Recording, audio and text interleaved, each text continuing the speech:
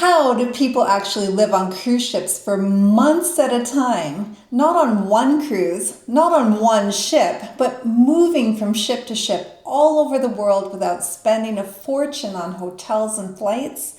Today, I'm going to show you exactly how Kirk and I built an 80-night ship-hopping itinerary across 5 ships and 5 cruise lines, and more importantly, how you can build one too. By the end of this video, you'll understand the exact process we use every single time as we plan our cruising itineraries.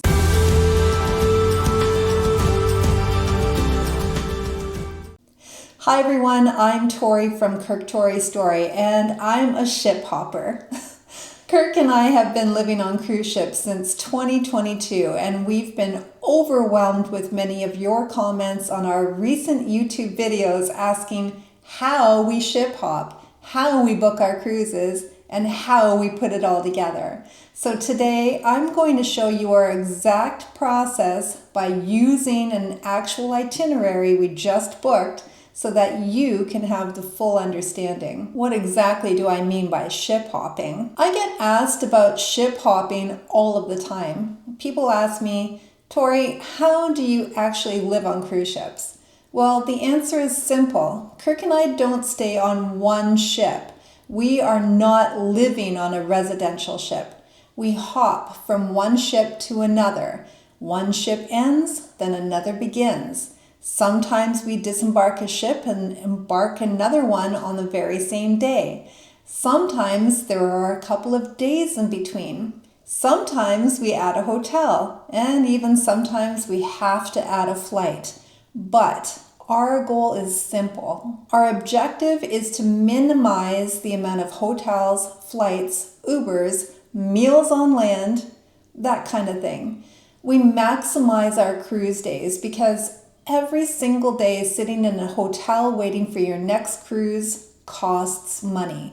Every Uber costs money. Every restaurant meal costs money. And yes, we would rather be cruising. The tools we use for research and booking. Let me start with the tools that we use. And the good thing is that you can easily use these tools too. One of my favorite research tools online is Vacations to Go. You can use this website literally from anywhere in the world, as what it does for us is show us what ships are where. I've put out several videos for you about cruising deals like the repositioning cruise deals, the Alaskan cruise deals, and even adult-only cruises using this website. It's a really good research tool. Now let me show you how to research on Vacations to Go. I research things like where does a ship start and where does it end? And most importantly, whether or not I can connect from one cruise to another with the least amount of hassle. Think of it as cruise route planning. Now, yes, I can also get a rough sense of pricing, but when it comes time to actually book, I end up using my own booking site because then I can see the real up-to-date price.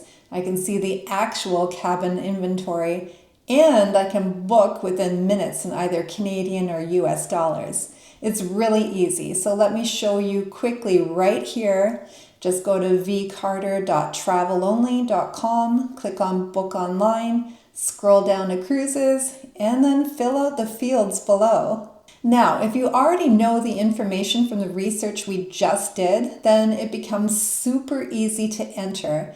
And if the cruise doesn't show up, chances are it's either sold out or there are very few cabins left. In that case, you would have to call your travel agent for them to do some extra work in investigating for you. Step 1, pick the big cruise. Okay, now we know which tools to use. Now we start our itinerary planning by selecting what I would call the big cruise. The big cruise is the cruise that literally is the most important cruise, or the cruise that you have to go on because it has the most amazing itinerary or the best price, or there's a special reason. In other words, this is your anchor cruise for your itinerary. This point is super important. Most people think that we start by finding 6 cruises and magically string them together. We don't. We start with the big one, the big anchor cruise. Now, remember I said that I was going to show you our exact itinerary that is coming up at the end of this year, 2026. Our anchor cruise is on one of our favorite cruise lines and ships, the Azamara Quest, leaving Athens, doing a transatlantic cruise to Miami on November 26, 2026 for 21 nights. Kirk and I love Azamara. Our trivia friends will be on that ship. We know a lot of crew on that ship too. Not to mention that the itinerary is pretty great too. Step number 2. So we picked our anchor, and now the question becomes, how do we get to Athens by November 26th, 2026? And don't forget, I will be revealing our entire 80-day itinerary with no flights in a near perfect ship hopping itinerary at the end of this video. So don't go away. This brings me to the next step.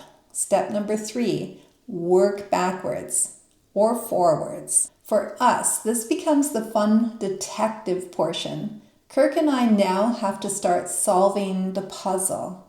In this case, we need to be in Athens before November 26th. So let's go back to our research tool at Vacations to Go and look at the options. I'm not going to talk here about adding flights. Obviously, yes, we could have just bought a flight to go to where we want to go. But remember, this video is about ship hopping. So I am not adding any flights here. We're not going on any flights in this entire itinerary. So let's check out some of the options on how to get to Athens or even to Europe before November 26th. So here's an option. Queen Mary 2 from North America, New York, and get to Europe. Is this an option? Could we do this? Absolutely. But still, then we'd need to find additional cruises to work our way across Europe, which of course is totally possible, but it can get complicated. We can see here that there is nothing that leaves out of Southampton to get us to Athens, not just stay in Southampton. So we'll put it on the list because the price for the Queen Mary is good, but it needs more investigation. Let's look at another option. This one looks really expensive. This one looks really repetitive. This way gives us too many gaps where we have to pay for hotels. And again, when we're looking for options, we're trying to avoid flights, hotels, paying for additional meals, paying for Ubers, transfers, and all of that. We try to be seamless to keep the cost down, but also to maximize the experience. Okay, I don't want to give you the impression that any of this is easy, because it isn't. All of this back and forth research took several days for us to make decisions and to put this all together. Then we went back to see if there are other transatlantic cruises going to the area that would work. So this now brings us to the Island Princess cruise. The Island Princess leaves Fort Lauderdale and does a 25-night transatlantic cruise to Athens. The problem is somewhat solved with this option, as now you can see we have a few weeks where we would have no cruise in between the Island Princess and the Azamara Quest. When we're choosing the itineraries, we don't choose cruises based on one thing. We kind of score them in a way. So the questions you need to consider and that we ask ourselves are, does it get me to where I need to go? Does it reduce hotel nights? Is the price reasonable? Do we like the itinerary? Does it create another connection opportunity? The Island Princess checked every box. What happens when things don't line up? Okay, so we need to discuss this whole process. The reality is that ship hopping is messy. It requires a lot of research, patience, time, and cruises almost never line up perfectly. You can see from a few of our previous videos of our ship hopping itineraries that it is not perfect. I'll link one of our most recent videos here for you. Okay, so you can see that we still had a lot of time in between getting off the Island Princess on October 31st and embarking our cruise on Azamara Quest. So we kept looking for ships in between. There, of course, were loads of opportunities, and we went from debating if we were going to add a flight and go with Viking cruises or Explorer journeys or all of those other options, or we could just see what else we could find. Then something interesting happened. We thought, well, let's maybe try another cruise line that specializes in the Greece area while we were there. Sometimes the bigger ships don't give you the most immersive experience, so we looked at Celestyal. And guess what? The dates fit, the price worked, and now suddenly our transportation problem became a bucket list cruise. So we just added 2 back-to-back cruises on Celestyal that goes to completely different ports. So it's amazing. Okay, so in this case, there is still a gap in Athens. We finished 1 cruise, our next ship leaves 2 days later, so what do? We stay in Athens, and that's okay, but we factor that cost into the plan. This is where people often underestimate the true cost of ship hopping. Now, the itinerary is almost finished. We will be arriving in Florida on September 28th from another cruise. So because the Island Princess doesn't start until October 6th, of course we decided to add another cruise. So we also booked the MSC Seaside. So after all that planning, let me show you what we ended up with. We start on the MSC Seaside on September 28th to October 5th, where we have 1 hotel night in either Fort Lauderdale or Miami. Then we'll take an Uber to the Island Princess, leaving October 6th for 25 nights, doing a transatlantic to Athens, ending on October 31st. From there, we walk to the next ship, Celestyal Journey, doing Greek islands and Turkey, and then we disembark. Do a couple of hotel nights in Athens before boarding the MSC Orchestra for 7 nights until November 23rd, leaving a few more nights in a hotel until we board the Azamara Quest from November 26th to Miami on December 17th. Can we add more to this? Absolutely, but I wanted to show you exactly what we booked up until now. The funny thing is that this isn't just our itinerary. Every one of these cruises that I just showed you are still available to be booked. So why don't you try some ship hopping with us? You can join us on one of these cruises, all of these cruises, whatever.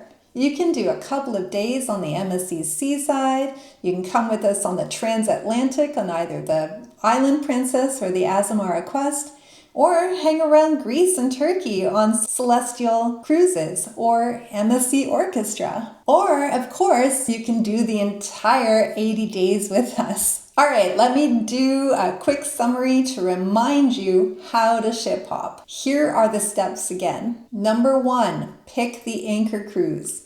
Number 2, work backwards, work forwards, look for start and end points. Number 3, use Vacations to Go to find your connection. Number 4, book your anchor cruise with your travel agent or by going to my website at vcarter.travelonly.com. Number 5, minimize gaps with more cruise searches. Number 6, accept some hotel nights. Number 7, realize that this is not easy and that you may have to be creative to make this work. Now, please let me know in the comments below if you would consider ship hopping. Does it seem like something you would consider doing? Where would you go first? I would love to hear from you. And if any of you are seriously thinking about doing one of these cruises from our itinerary, reach out to me on my website. Again, my site is vcarter.travelonly.com. Thank you so much for watching. I really hope this video was helpful to you, and I will see you in the next video.